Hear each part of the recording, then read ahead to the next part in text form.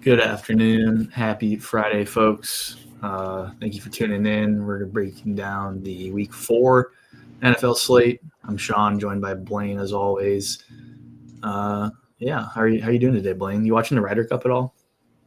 A little bit, yeah. Saw we got smoked in the morning. Yeah, not good. We put out Morikawa. That group was not good. I mean, none of the groups are really good. We got routed pretty much, but afternoon's looking a little better. Yeah. They just needed the leader to show up, and all of a sudden now they're trying. It's like it's like when Kim Jong-un shows up for the sporting events, now they want to game. Everybody's scared. Scared for their lives, man. Yeah. Anyways, also shout out to all my folks in Iowa who are no longer able to play FanDuel DFS starting October 1st. So I'm getting it in while it's good. My last FanDuel slate, unfortunately. But I'll be over on DK playing the DK one. So yeah. Why is DK staying in Fan? Is it kind of like Texas, where Texas had like the it was unclear basically, and FanDuel didn't want to deal with it, but DraftKings did? Yeah, it's either that or like some weird contracting money sort of thing. I really don't know the workings of it, but it's not a good look. I might have to start pulling the JM to win and fly to like Illinois or something every week to enter contests. Yeah, in Idaho, I have to drive an hour to Ontario. FanDuel. It's not that bad. I'm an hour from the border, so I mean, I could do it if I wanted to, but I mean, I'm not playing JM to win volume, so I don't think it really makes sense. Yeah. Anyways, we got an 11 gamer this week. A couple good game environments, a lot of mid environments, and a couple, absolute dog and pony shows. So let's crack into it, shall we? Yeah, let's do it. Starting with Jags at the Niners. The Niners get Brock Purdy back this week, as well as Demarcus Robinson. Not that really matters. It's going to be a bit more trustworthy offense, I think, for the Niners than compared to last week. Obviously, Christian McCaffrey coming in with a ton of ownership. How are you feeling about that, and how are you feeling about the 49ers offense compared to last week with Mac Jones? Well, I'm way more interested in the passing side. I respect the Jags run defense. They've been decent so far. So if I'm going Niners, I'm going with Pearsall, Purdy. I think you can. I mean, you could do the Pearsall, Purdy, McCaffrey pretty easily. McCaffrey's been running a ton of routes as a receiver, and he's had a huge target share so far. So I mean, there's no reason to expect that to continue, at least until Ayuk, who doesn't seem like he's coming back anytime soon, and Kittle are back. So yeah, I'm really interested, obviously, in the Niners passing game here. Yeah, you highlighted the main options there with Pearsall and McCaffrey. And the Jags are playing at a pretty fast pace, top of the league in pace per play. So I do think there's an environment here where the Jags are able to keep up with it. Nick Bosa obviously out for the season, so that allows Trevor Lawrence a little bit more time in the pocket and hopefully not as much pressure, and allows them to sort of stay in the game and keep things competitive. Which, if that is the case, I do see upside in this game for stacking either side of the ball here. Do you have favorite targets on the Jags side? Probably Brian Thomas Jr. I don't really. The Niners defense has been pretty good so far, and I always respect Fred Warner's ability to cover tight ends. So if I'm looking at somebody, it's going to be somebody on the outside. And I mean, we saw JSN have a huge game against the Niners week 1. So for me, it's Brian Thomas Jr., and hopefully he doesn't alligator arm everything. But as a Niners fan, I wouldn't mind if he did that this week. Yeah. Do you have any lean on the split backfield we got here between Etienne and Tootin? I mean, Etienne hasn't really been that great this season, and it's a spot where they're obviously sharing time, but I do see scenarios where they're utilizing the passing game, and on DK at least you have some PPR floor.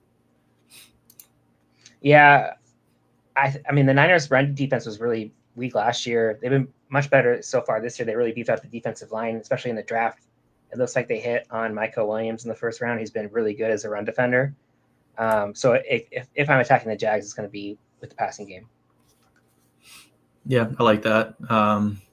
Parker Washington, I guess, could be a tertiary option if you want to go there on the Jag side. Maybe Travis Hunter, De'Ami Brown, but I don't really like that too much. If you're going to stack this game, I think that's okay. But I think there's better targets you can go for. Yep, that makes sense. I'm not sure if it's really worth it now, but the odds data is loaded in. If you reset data, it'll be there. But Yeah, why not? Let's reset it. Get the odds in. Yeah, that would be go by total because I was thinking we were starting with a different game. Oh, whoops. 11 gamer. Yeah. There we go. Loaded in. I'll reload the projections I had in. Boom. Beautiful. Look at that nice demo.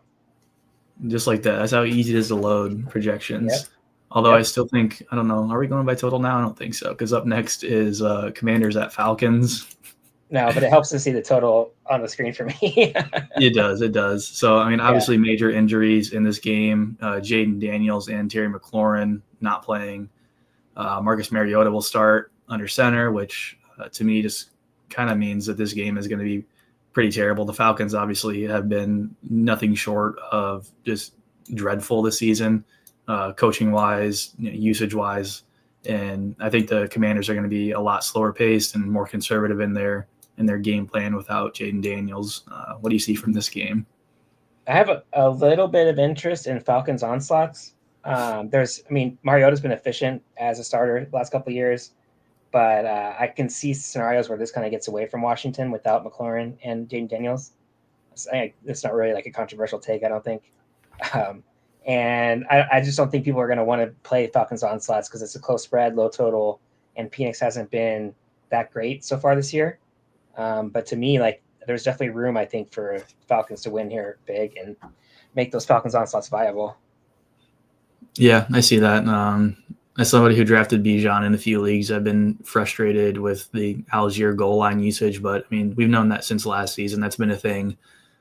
In the passing game, are you looking to a guy like Darnell Mooney then? Yeah. When we saw Trey Tucker light up Washington, Mooney's a similar type of receiver, so definitely interest there. And the nice thing, at least about Bijan, he's not quite McCaffrey as a receiver, but we've seen the Falcons use him a lot. And week 1, he had that huge game where he had a couple long pass receptions. So definitely room to fit him alongside Penix.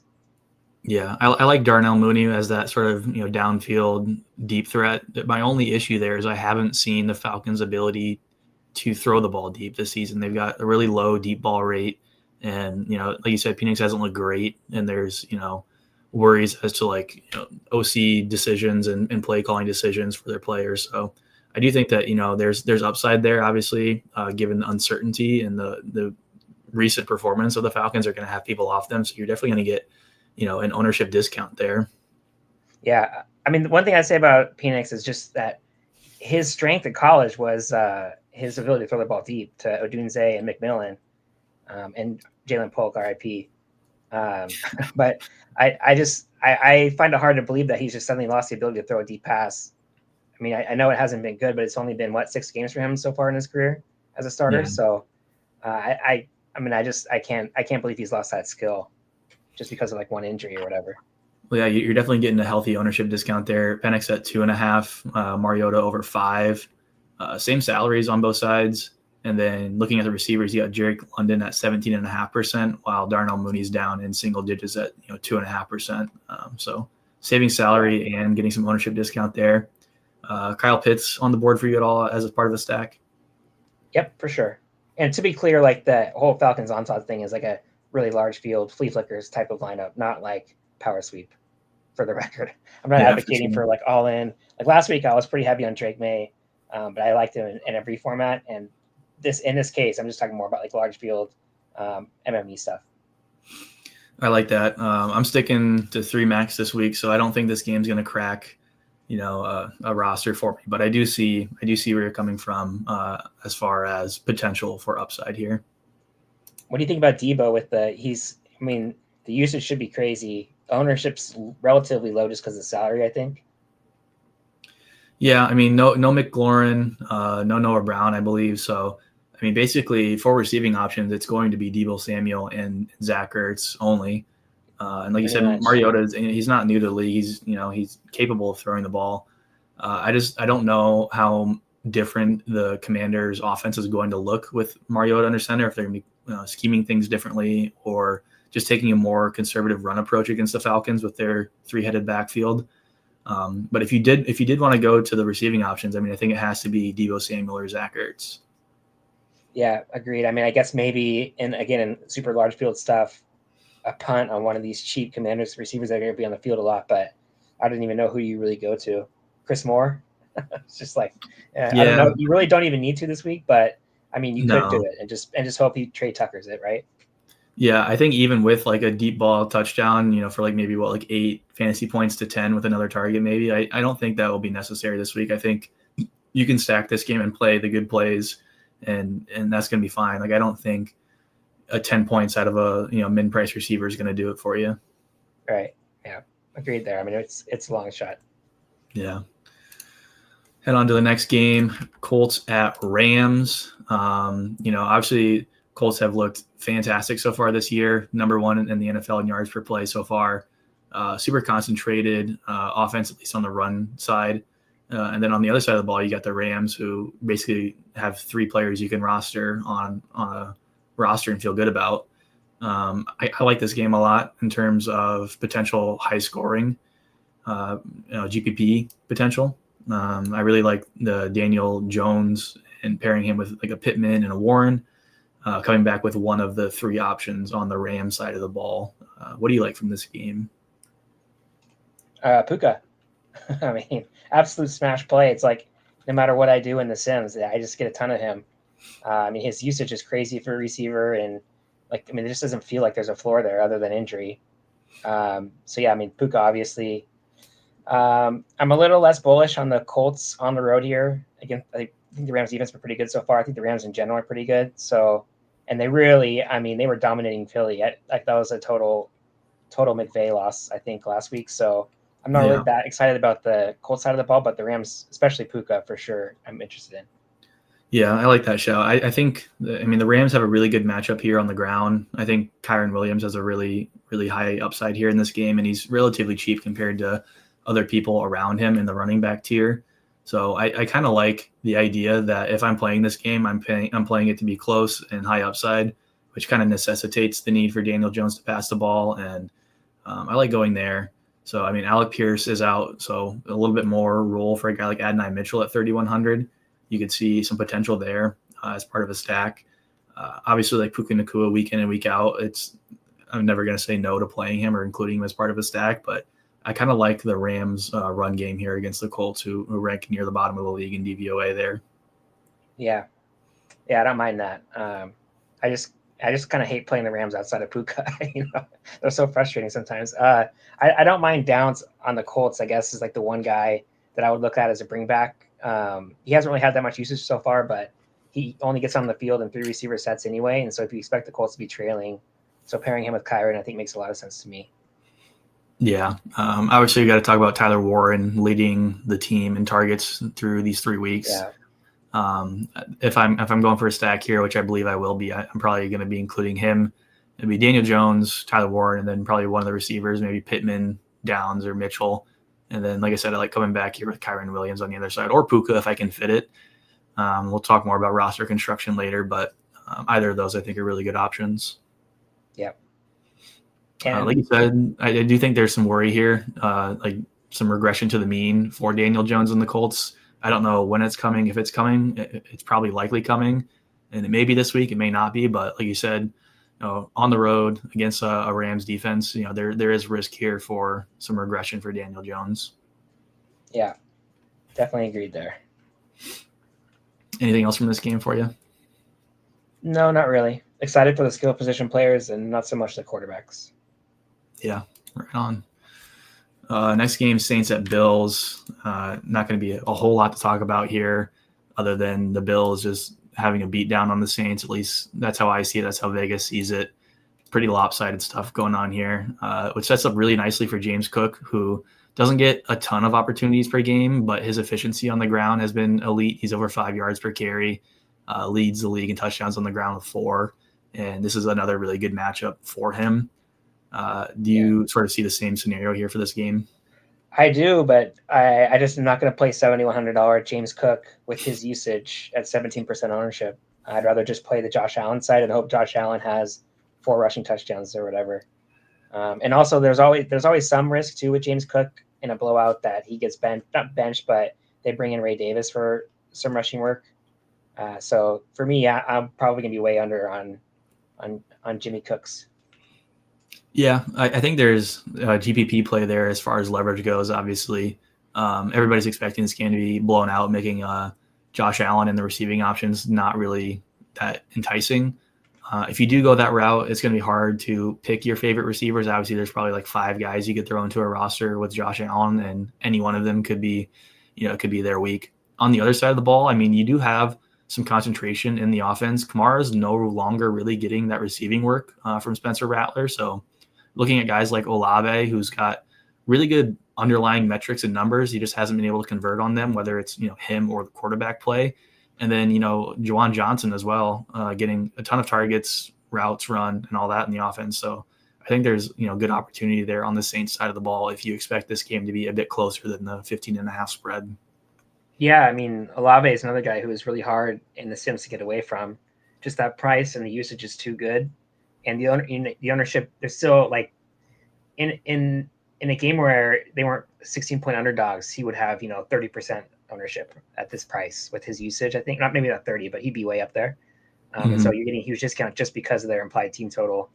So yeah, I like Olave a lot. The usage is good. I mean, the only real question is how many times is Spencer Rattler going to try to get him killed with a hospital ball? Yeah, exactly. Really good, defense play here for the Bills too, depending on how often he wants to throw the ball. But like you said, there's part of winning a GPP is taking risks and upside and targeting narratives that other players are not targeting. So I do like the idea here of playing the Bills lower owned players. I mean, you can even run Josh Allen out single stack or naked and get away with it due to the spread out nature of the passing offense. Yeah, and it's also worth noting that Matt Milano and Ed Oliver are both still out for this game. They were out for the Miami game too, and we saw the Dolphins, who look like a dead team, were suddenly able to move the ball against Buffalo. So I wouldn't rule out the Saints being able to move the ball at least a little bit here, and I definitely wouldn't completely fade them at these prices. Okay, for sure. You might have talked me into maybe a Millie bullet for the Bills here. Yeah, let's do it, dude. Josh Allen and pick one at Coleman, Shakir, and Olave. Bring back. Yeah, I like it. Take a look now. Browns at Lions. Another similar scenario to what we just talked about in terms of one team being a little bit better than the other on offense, a lot better on offense. The only thing holding me back with this game in terms of wanting to roster these guys in a GPP is the Browns defense has been really, really good, especially against the run. So it kind of gives me a little bit of pause here on the Lions offense, especially with the split backfield between Jahmyr Gibbs and David Montgomery. We continue to see the short down work for Montgomery, vulturing touchdowns from Gibbs. Obviously, both players still have a pretty big ceiling, 34 opportunities per game on average so far this season. So, there's something to be said that you could play both if you wanted to target the Lions offense here. What do you like, or what do you see out of this Lions-Browns game? Yeah, I think Lions onslaughts are where I'm going to be looking. Last year it happened like 3 times the Lions onslaught hit, and Cleveland's defense has not nearly been the same unit on the road as they've been at home. And I mean, this just seems like a spot where Detroit, coming off of that win on Monday night, just comes in here and rolls the Browns. And so, yeah, I'm interested in the Goff plus 2 or 3 pass catchers. Yeah, Cleveland running really high rates of man coverage too. I think that opens up a lot of opportunity for guys on the outside there, especially Jameson Williams. If I wanted to go to somebody here, I don't think I'm targeting a game stack, but if I'm playing one-offs, I do like Jameson as that high upside guy who can smash a slate and score high without the rest of his team getting there. Yeah, for sure. And they've made it kind of a focus to get him involved early in games. It hasn't really lasted through, through the entire game. Not nearly the consistency of like Amon Ra, for example. But the fact that that he's going to get targets early and he just needs to break one to end up maybe not optimal at 5,900, but if he breaks one, he's right there for the rest of the game. So I don't mind that at all for no ownership, especially. You're going to be expecting the Browns here to be throwing a lot. The run game against the Lions typically doesn't go well. And we have Quinshon Judkins sort of emerging as the lead back now for the Browns, but I don't really have a lot of love there for him, especially not in this matchup. If you're going for Lions onslaughts, are you even bothering coming back with somebody on the Browns? Not with an onslaught, no. With a smaller stack, yeah, I mean probably Judy or Joku, but I'm not really thrilled about either one. Right on. See if I have any other notes for this game. Not really. I didn't take much notes for this game. I didn't really feel too comfortable about going here, like in a 3-max or anything. But anybody can win a GPP. You never know. Right. Take a look now. We've got Eagles at Bucks. Let's see. 44 and a half total. Tight spread, which is promising. Obviously, there's injuries on the Bucs side. Mike Evans, I don't believe will be playing this game. More usage to a guy like Mika Egbuka. The Eagles so far this season haven't really looked that great. They've looked, I don't know, like anemic, I guess is a good word. Like not much play action, not a lot of involvement for Jalen Hurts on the ground outside of tush pushes. That being said, I do like A.J. Brown in this matchup. And I do like the Buccaneers pass catching side of the ball here. What do you think? Yeah, what do you think is going to happen here with Godwin? He's been a full participant in practice. There's no limitations, it seems like, but it's really unclear how much usage he's actually going to get in this game. So I got him like in every fantasy team. I got to figure out what I'm going to do with him in DFS. Like, what do you think?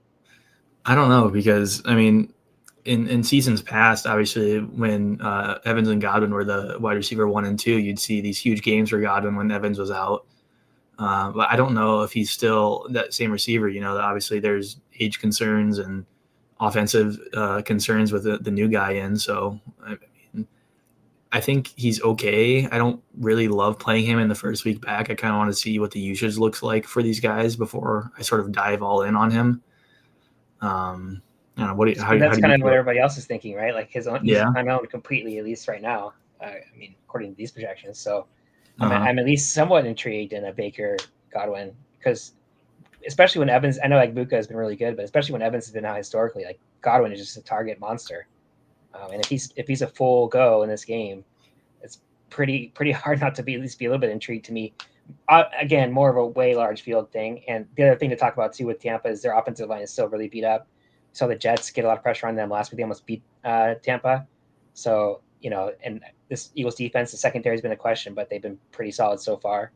So caveat that's another super large field play, but I'm at least kind of interested in hearing the Godwin play at no ownership. Who's Goffin anyway? David Goffin from tennis, the Belgian. There you go. I mean, Egbuka's still sitting at single-digit ownerships. I feel totally fine playing into that. He's got clear volume in the offense, like 10 target potential every week, especially without Evans. I think that gives him a lot of upside, especially against the Eagles, where you want to attack them through the air. Their secondary is a lot weaker than their rush defense. And then on top of that, Bucky Irving's has really good usage numbers, but you don't really see the production out of him. He's not breaking long runs. His yards per carry aren't really that great. And I think this is a game where the Buccaneers are relying on their air game to beat the Eagles, as well as on defense they're blitzing a lot too and trying to disrupt Jalen Hurts. So yeah, Bucky and Saquon are both kind of in that James Cook range at slightly lower ownership. So both from that to me look interesting just from that metric. Yeah, definitely. I mean, Saquon, obviously elite talent, but Bucks run defense allowing about 3 yards a carry, and Saquon only averaging about 3 yards a carry. So going to need a lot of usage out of him, a lot of touches in the game, and hopefully a few end zone fall-ins that don't get vultured by Jalen Hurts to have that really pay off. Yeah, but he always has that one play upside, right, of the 80-yard touchdown at any point. For sure.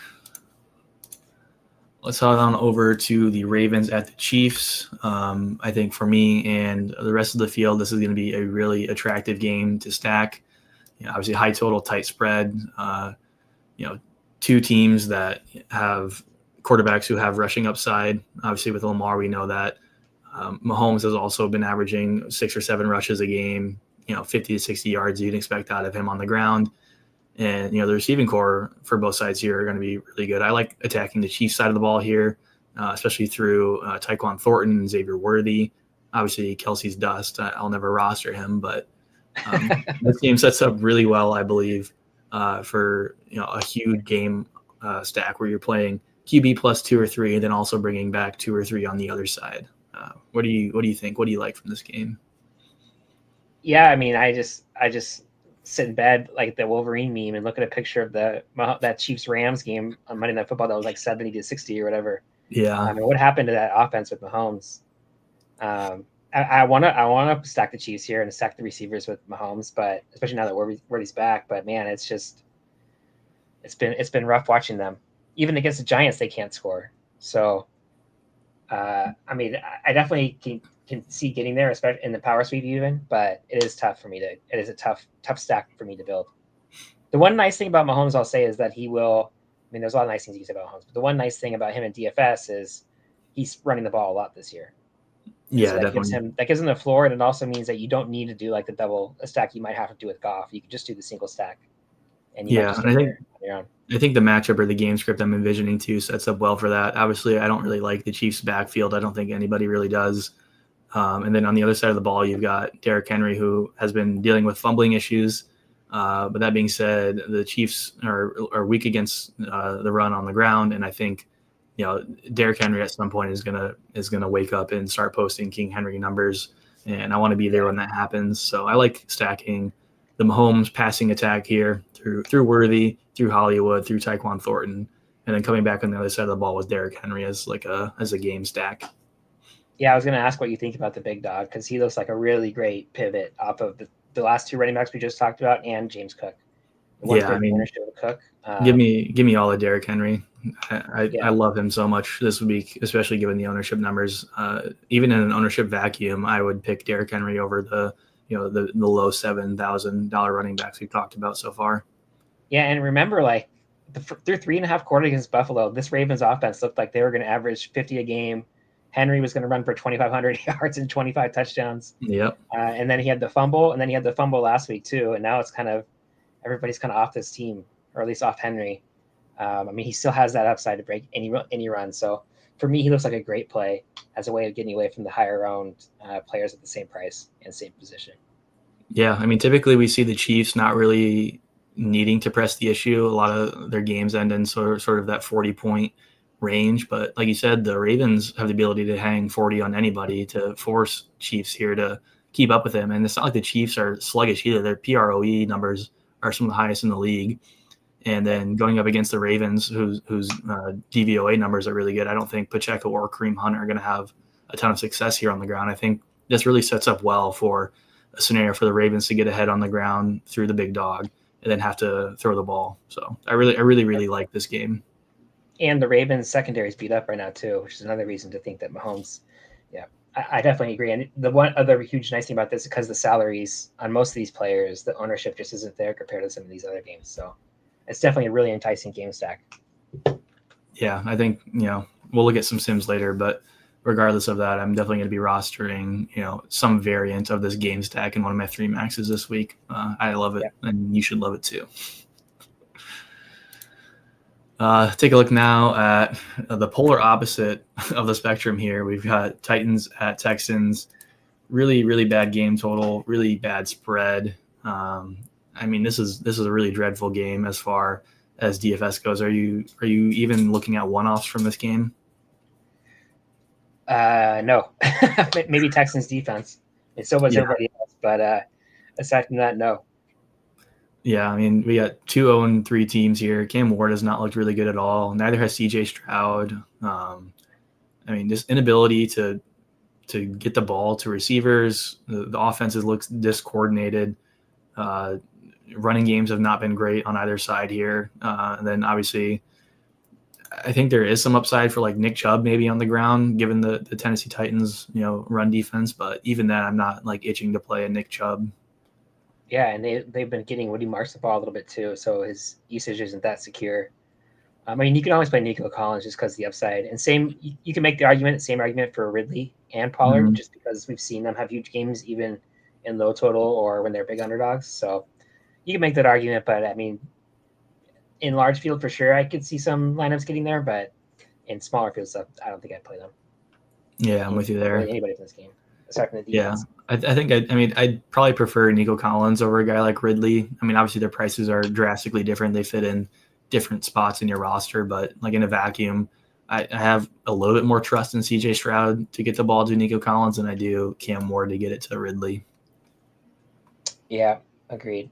I think you could make an argument for Titans defense. They're terrible, but their Texans offense has been awful, and they haven't been able to protect Stroud, and that obviously brings a lot more variance with it, just because you can see the sack, fumble upside. So I don't mind that. Pretty I guess cheap too, so yeah, I don't hate that.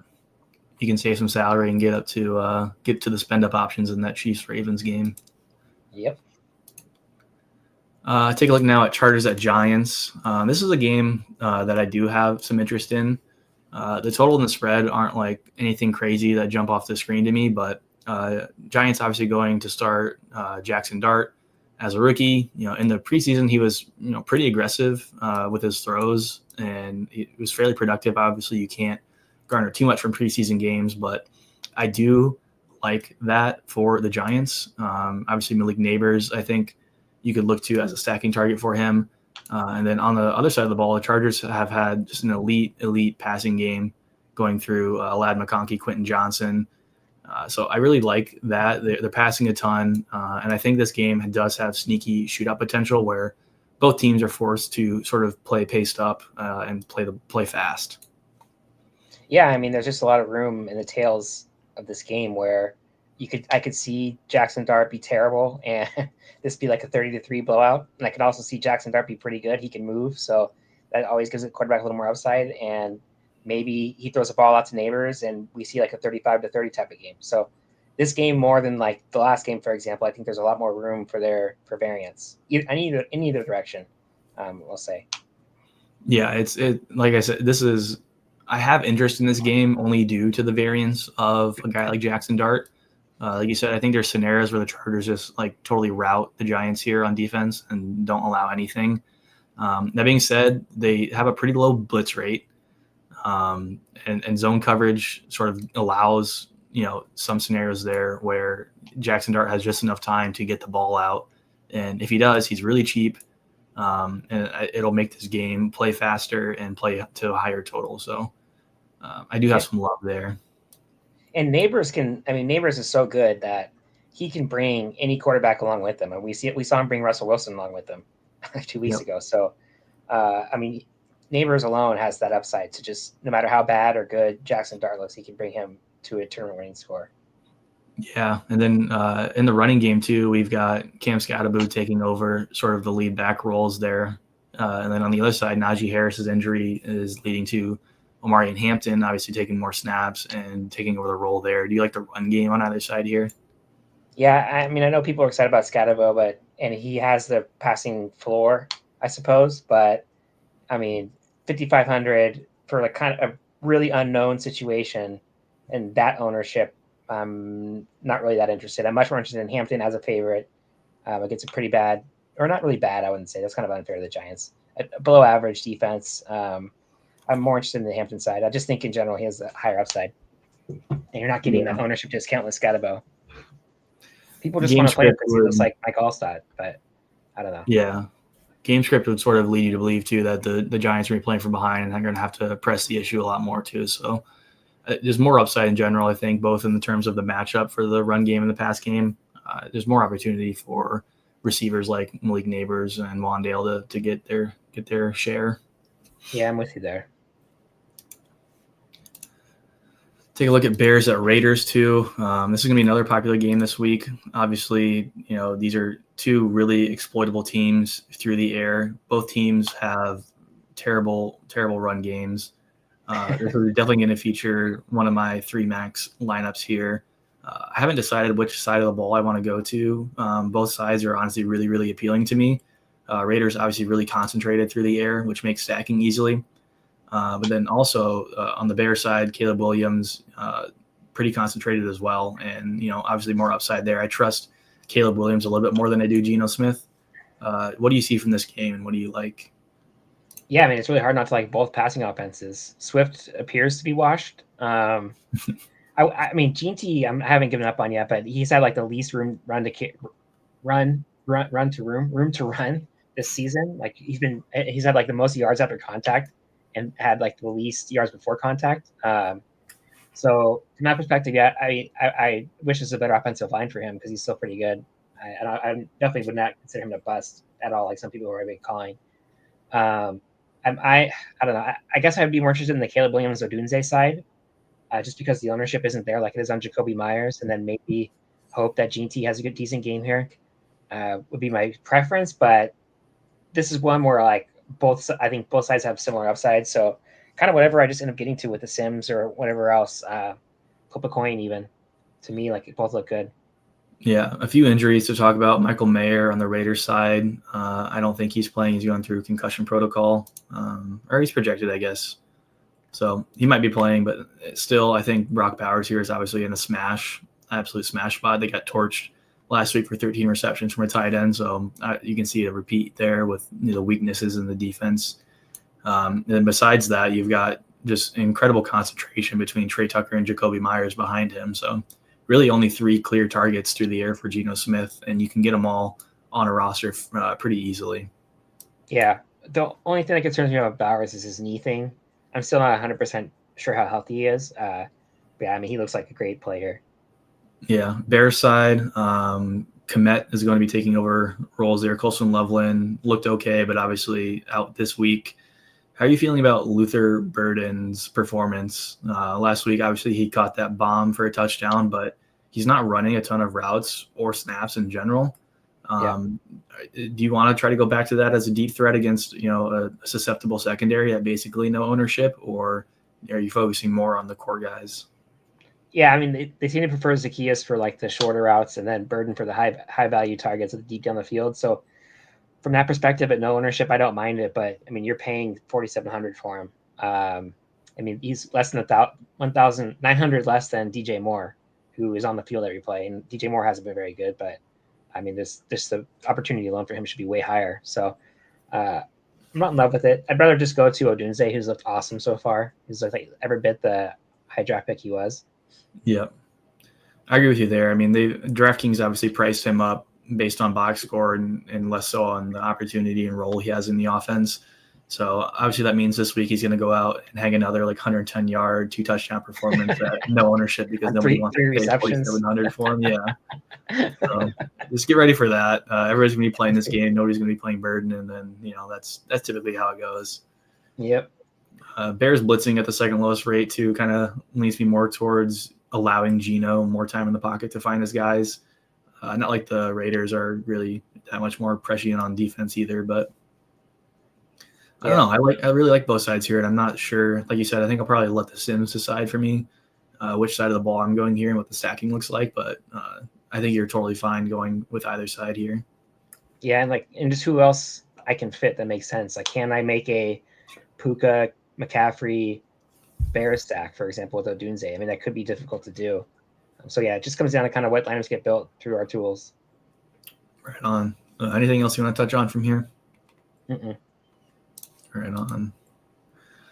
Last game here, Panthers at New England Patriots. There's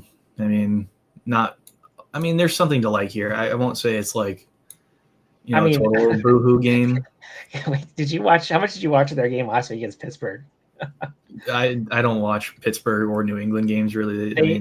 They outgained Pittsburgh like it was something stupid, like 450 to 200 total yards, and they had 4 fumbles lost and one of the dumbest interceptions you'll ever see in the end zone. It was unbelievable. They found a way to lose that game. It was so brutal. But I mean, if they don't fumble twice in the red zone, and if Drake May doesn't throw a pick in the red zone, they score like 35 last week, and everybody's talking about them as the best play of the week against the Panthers defense. So I'm still going to probably go back to the well on Drake May at least a little bit here. I don't think this Panthers defense is any good. No, definitely not. I do think that there's I will say some nice things about this game. I do think that there is some potential here for Bryce Young to put up a score or at least keep the game close. Patriots defense sort of acting as a pass funnel. They're pretty stout against the ground, and it's not like Chuba Hubbard is going to be tearing them up against the ground. Obviously, you have Tatayoro and McMillan as like the number one option, and you can stack him pretty easily. Bryce Young's 4,900. I mean, it's going to be hard to find a decent play at that price. So you definitely get some value there. Yeah. On the Patriots side, I mean, it's basically Hunter Henry as a stacking option, and then who else? I tried to go the Booty route last week. I think we got torched on that. It was Henry last week. Yeah. Didn't Booty? He had a couple end zone targets or some drops or something. That I mean, he had potential for a high score there. Yeah, he was the one that got targeted on the dumbest interception I've ever seen by Drake May in the end zone at the end of the first half. So yeah, he could have had a huge game. Yeah, I mean, the Panthers O-line I think is holding up for Bryce Young. I think he has potential in this game. I kind of like going to him if you're going to this game. Drake May obviously upside on the ground, through the air, looked good last week. I don't know. I just in a 3 max, I'm not getting here, but I do think that there's something to be said for larger field tournaments. Yep. Thoughts on Hunter Renfrow as like a low owned? He's basically just playing tight end for them as a slot receiver. It's like all your targets in the red zone and like 2 yards down the field. So, I mean, if they're like trailing, I could see that as a super large field play, especially in a May Henry sack or whatever. Yeah, I mean, it's not going to be Tommy Tremble. I'll tell you that. It's not going to be him. Yeah. Or David Moore. Yeah, so I mean, it's got to be somebody, or maybe not. Maybe they only score like 10 points in the game, but yeah, or it's McMillan, like the obvious play. Right, the obvious play is playing to Tyrone and McMillan, but 10% ownership there. Like the field's already there. I don't know. Bit of ownership discount between Bryce and Drake May if you want to play that side of it too. The other thing I'll say, Ramondre, it might be it for him finally. We'll see. But after he fumbled twice last week and just egregious fumbles his whole career, and it seems like he was the third string running back in practice this week, I think I saw. And so I'm at least, and again, this is another very large field play. Travion Henderson here as a pivot off of Scatterbo and Omari and Hampton, pretty interesting to me. Yeah, I really like that too. And Antonio Gibson's not really going to be really in the mix at all either. He's got fumbling issues too, doesn't he? Yeah. Yeah. I mean, this New England running backs and fumbling issues seems like, death taxes pretty much. Yes, it just comes down to like how much money I'm willing to lose trying to be early on Travion Henderson, Right. Like he looks so good in the preseason. At some point, he's going to show that same explosiveness in the regular season. And I want to be there when it happens. For sure. I believe that wraps up the 11-game slate coverage. Let's take a look over at the sims we had run for this slate. Do you want to talk a bit about some of the improvements we've made to the simulation process and what users can expect in the next few weeks? Yeah, so we've completely refactored the contest lineup generation. So you'll see at the top, this is freaking brutal, FK. Brutal to watch. That game was so awful. Yeah, so this contest is the main Millie Maker, 176,000 entries. If you use our site right now, we can do the flea flicker for a couple generations, but it's pretty slow. Now it's like extremely fast. You could set the number of sims if you wanted to 1,000 and just run this Millie Maker 10 times and get 2 million lineups if you really wanted to. So I completely refactored that lineup generation process, and we've also fit the way that our lineup generator works now is it's fit on historical contest data.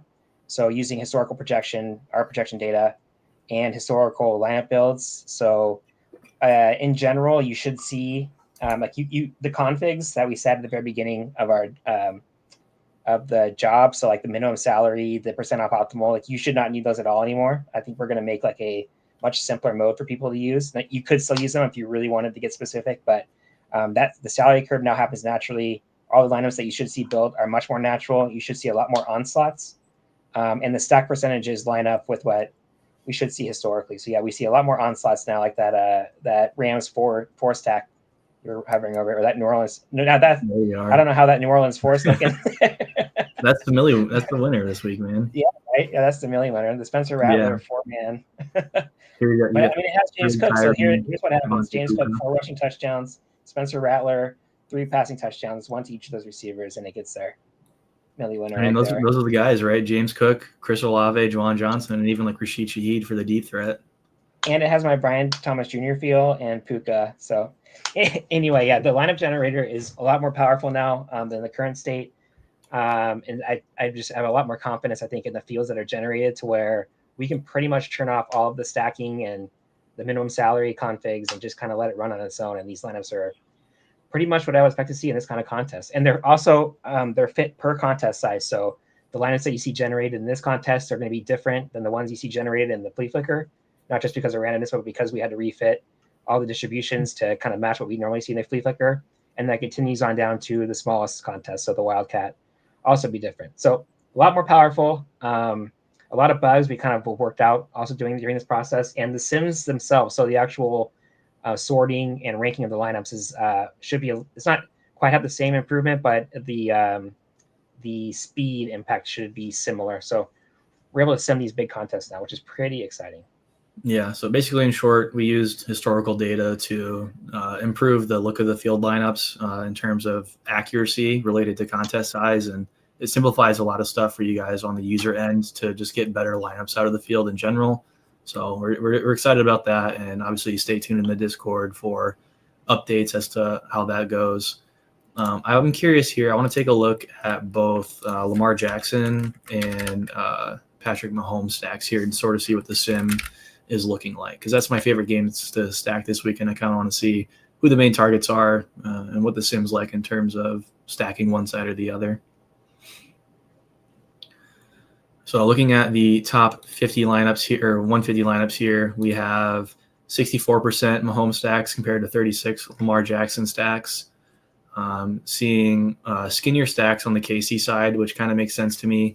More onslaughts on the Baltimore side.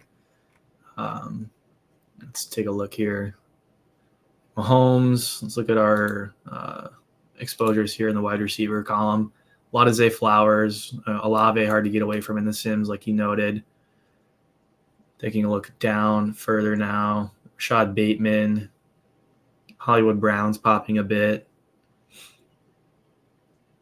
Xavier Worthy down there. But my boy Taekwon. No Taekwon in the top 150 sim and former home. So maybe I'm a little over my skis there.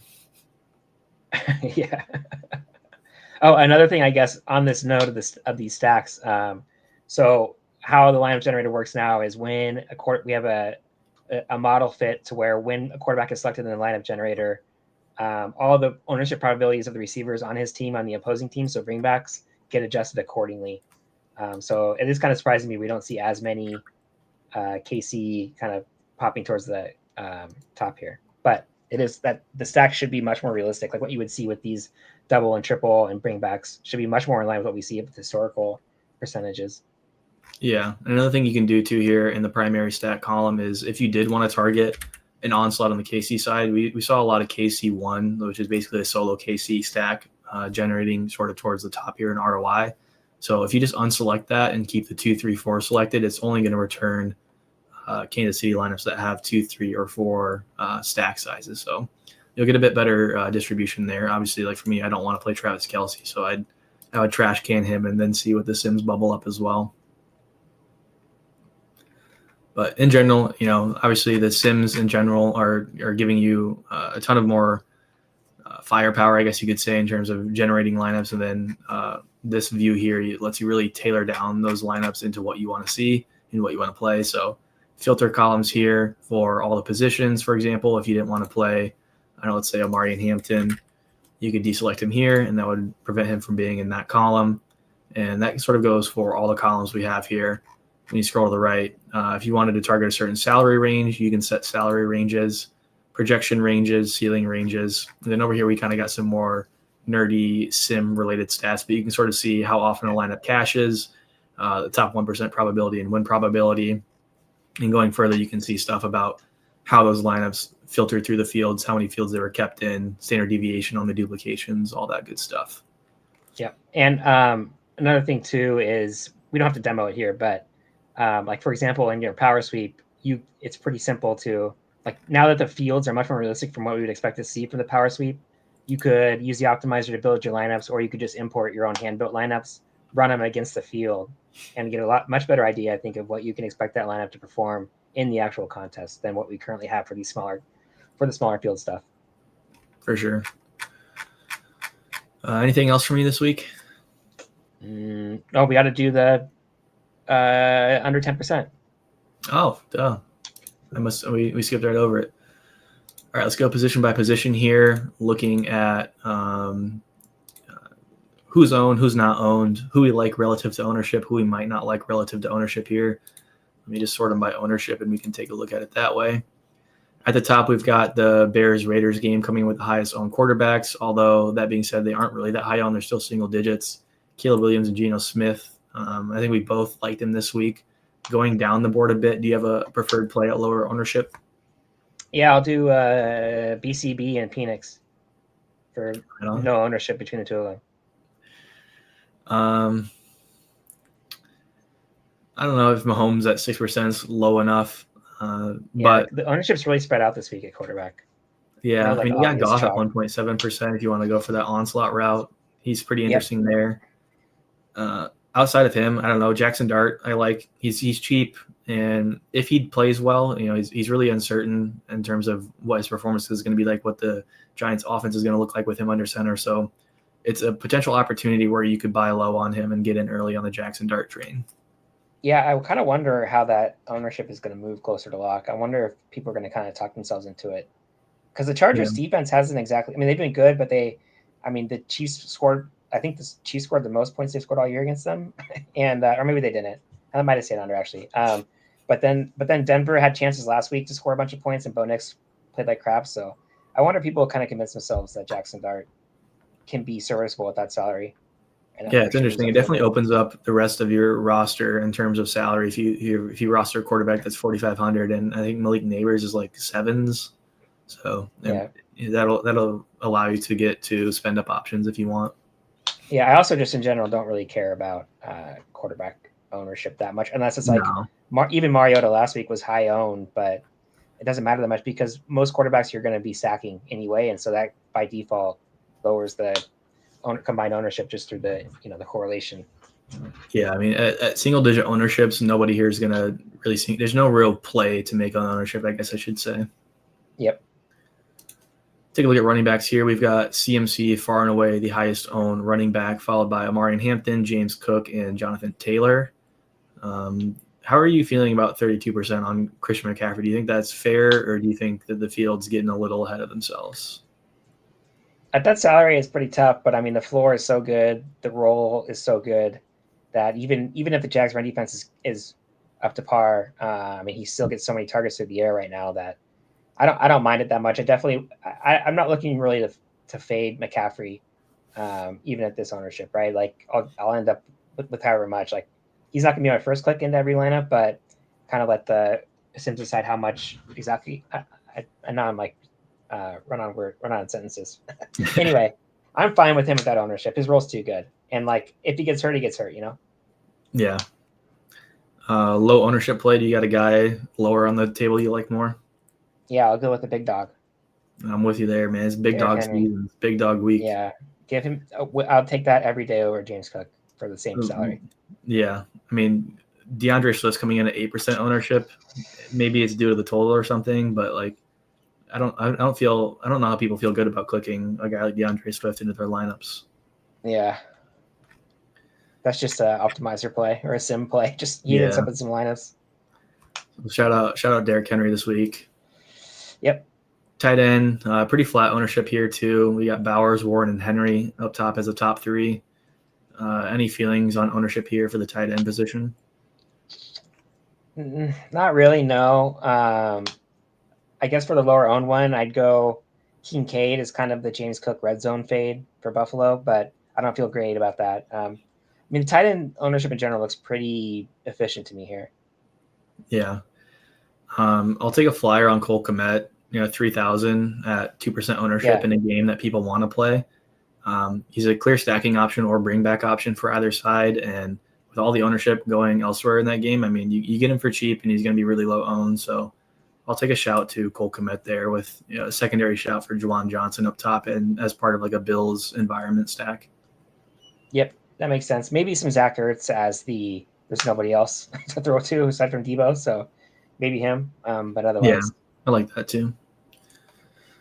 Take a look now at wide receiver. We've got Puka up top as 33% ownership, Parker Washington, Jacoby Myers, Devontae Adams, and Drake London rounding out the top 5.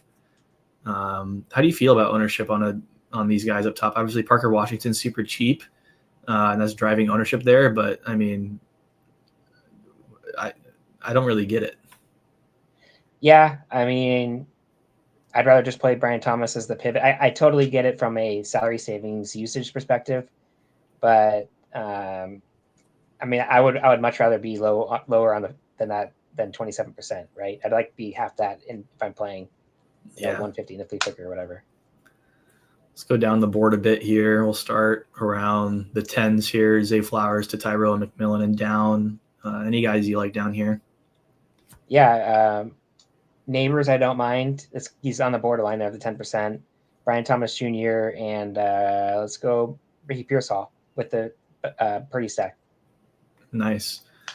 I'll take a shout out here to Emeka Egbuka and Xavier Worthy. Egbuka, obviously, without Mike Evans, I think he's got an elite usage role. And as long as that ownership number doesn't creep up, I really like him in that game environment. And then I like Xavier Worthy coming back as part as a Chiefs Mahomes stack. I'm sure Tyquan Thornton's going to be down here at 0% ownership since he's not popping in the Sims. Yeah. Shout out to Tyquan, too. I mean, he's a deep field burner. And if that game's going to shoot out like I think it is, then he's going to be part of my roster. Yeah, I kind of wonder about that standard deviation we have on him. So I guess another thing that I briefly talked about this, but the Sims now, the distributions that we fit for these players are much. I don't know. We refit them before the season, and so we try to fit whatever your standard deviations are. And so I kind of wonder if we're like dampening his upside relative using that standard deviation because like his distribution is not normal, right? Where you normally use normal distribution. So I kind of wonder if putting that low of a standard deviation is dampening what his actual distribution shape is in our model. Yeah, very well could be. Take a look at defense now. Not that it matters too much, but we've got Texans, Lions, and Bills up top in double-digit ownership percentages. Trying to think of good game environments here. We can target maybe lower ownership that still have upside as a defensive play. Any sort of thoughts here? Not really. I think I said Titans earlier is like the super low owned, not really super low, but super cheap defense. Yeah. I don't mind Falcons. I know Mario has been pretty efficient as a starter, but I don't mind that their defenses look pretty good so far this year. But yeah, I mean, defense is one of those where I just kind of let it fall where it falls. Yeah, I'm with you there. All right, well, that'll wrap it up for us. Good luck in your week 4 contests. If you are interested in trying out our sims or optimizers or just want to try out the tools in general, head over to acemind.io. You can do your free 3-day trial. If you like what you see, join the Discord. Come hang out with us. We got a coupon code for half off your yearly total, which is super cheap. Recommended if you are a heavy DFS player and want some really good sim tools. And yeah, we'll see you back here next week. Sounds good.